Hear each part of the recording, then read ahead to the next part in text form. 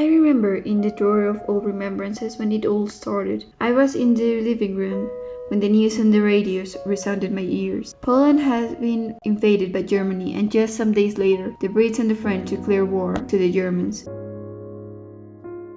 It wasn't rare going to the cinema and watching clips from the war and seeing war in the headings of most journals. We were already used to the European news, even from before the Second World War.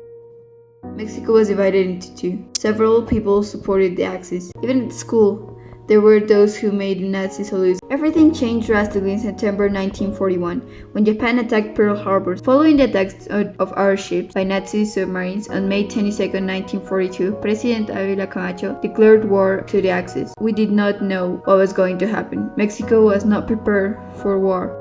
What we all noticed was that the government began rationing the gasoline, the fuels, tires, auto parts, and machinery. And one day, when we went to visit our cousin, something was weird with one of them. After a long talk, he finally told me that Raimundo, the second oldest, had enlisted to the army with his help. Evelio, being 18 years old, signed Raimundo's permission to fight at age 16.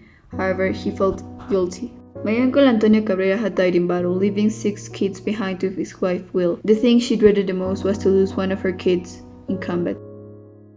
I felt like I had to go. My 16-year-old cousin Raimundo had already enlisted in the battalion. Furthermore, my dad and my uncle were renounced military men. Consequently, I decided to go.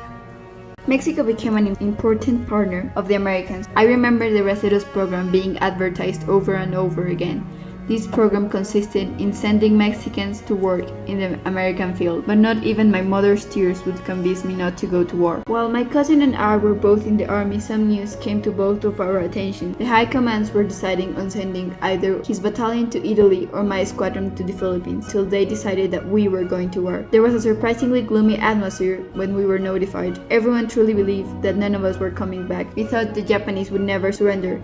The cook looked at us with sadness and told us that he would prepare anything we ordered. Next morning at 5 a.m. we headed to the camp. We were all singing La Despedida. It helped us forget what we were going through. Around 6 p.m. we arrived to a bigger ferry in San Francisco. After a long trip, we arrived to the Philippines on May 1st, 1945. Some Marines arrived with boxes filled with Coca-Colas and sandwiches. Fernando, one of our mates from the squadron, brought a vitrola with some discs. It was one of our few sources of entertainment. When we finally touched land, we were received by an American band, high authorities, and a China Poblana. Finally, we settled in a camp in the middle of the jungle.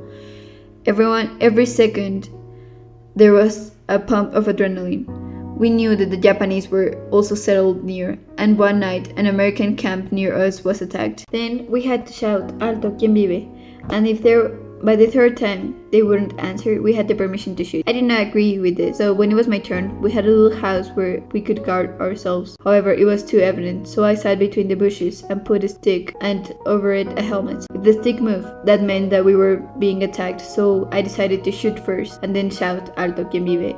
But then Hitler went too far and was defeated by the USSR. When the war was over, they called us and I picked up. When I heard that the war was over, I hung up because I thought it was a joke. Then, when we were watching a movie, a soldier came to me and told me, "This is serious. They dropped a very strong bomb in Japan and they're thinking to surrender." I went to my captain and he went to the office. With this, we all knew that the war was over.